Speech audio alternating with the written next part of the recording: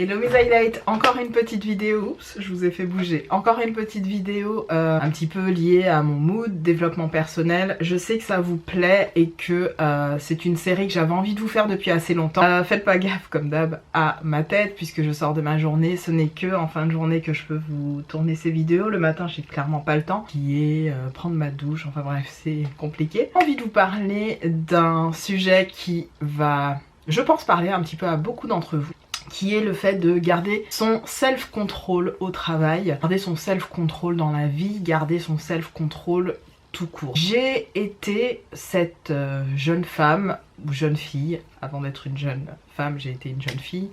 qui, je m'énervais assez rapidement. Et avec le temps et avec l'expérience, j'ai su apprendre à poser mon agacement au moment opportun. Je ne dis pas qu'il ne faut pas réagir quand je parle de self-control, je dis qu'il faut savoir contrôler ce qu'on ressent pour l'exprimer à un moment stratégique et faire en sorte que ce qu'on va dire et ce qu'on va exprimer, pareil, soit compris de façon intelligible et intelligente par son ou ses interlocuteurs. Je m'explique. Il est parfois possible que dans une relation de travail,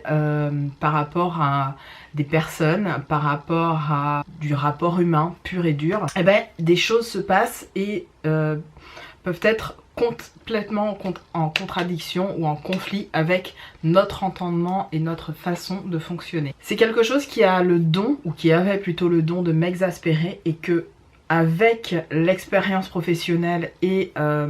ce que je peux apprendre aujourd'hui au quotidien, dans ma vie de tous les jours et grâce à mon métier, c'est que sauter trop vite et donner trop vite crédit à ce qu'on ressent pour vite le vomir et l'exprimer à l'autre, ce n'est pas intelligent si on n'essaye pas avant d'analyser en fait ce qu'on ressent, comprendre pourquoi on le ressent et ensuite l'exprimer vis-à-vis de la personne. Je vous dis ça parce que de manière récurrente dans mon travail, donc je suis dans un métier qui fait face à un public assez compliqué parfois, et il peut m'arriver d'avoir des personnes très véhémentes, très virulentes, et l'idée c'est de justement trouver le bon point d'accès, la bonne clé d'entrée pour apaiser ces personnes sans qu'elles s'en rendent compte. Et je me suis rendu compte de cela en évoluant depuis déjà un certain nombre d'années dans ce métier et en me rendant compte que je ne réagis plus du tout de la même manière face à une situation lambda sur laquelle j'aurais eu tendance à rétorquer.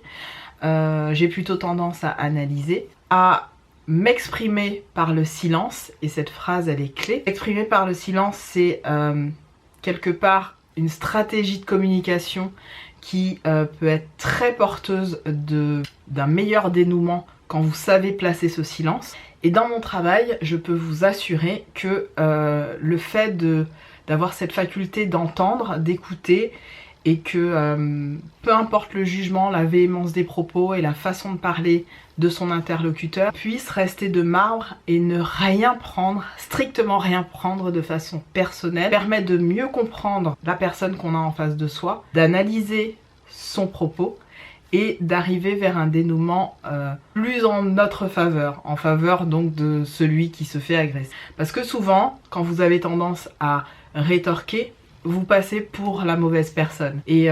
quand je vous dis ça, c'est que le self-control, c'est aussi retrouver son calme, retrouver son moi intérieur, reprendre le contrôle sur sa paix intérieure et qui on est réellement. Et je peux vous dire que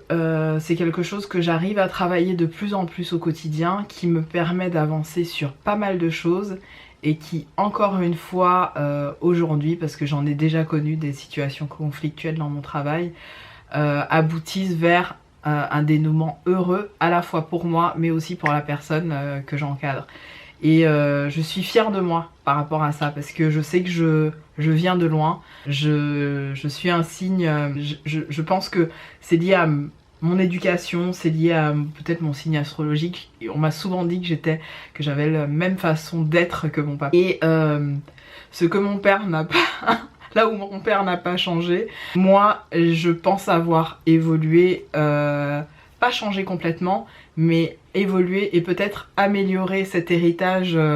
on va dire, d'humeur que je peux avoir, que mon père m'a transmise, en quelque chose d'un peu plus stratégique, tactique et qui m'apporte quelque chose pour la suite. Mon père a tendance aussi à évoluer dans ce sens, mais je pense que c'est plus la vieillesse qui le fait réagir d'une autre façon. Enfin bref, j'avais envie juste de vous parler de ça, de partager avec vous comment moi je gère mon self-control, le fait de me recentrer sur moi-même, de laisser la parole à mon interlocuteur, même si les paroles, peu importe de quel ordre elles sont, et ensuite d'apaiser le débat et de trouver une clé d'entrée à travers le silence, l'écoute et aussi le regard, c'est important. Voilà mes highlights, c'est une vidéo courte, je vous embrasse, je vous retrouve pour une prochaine. Salut!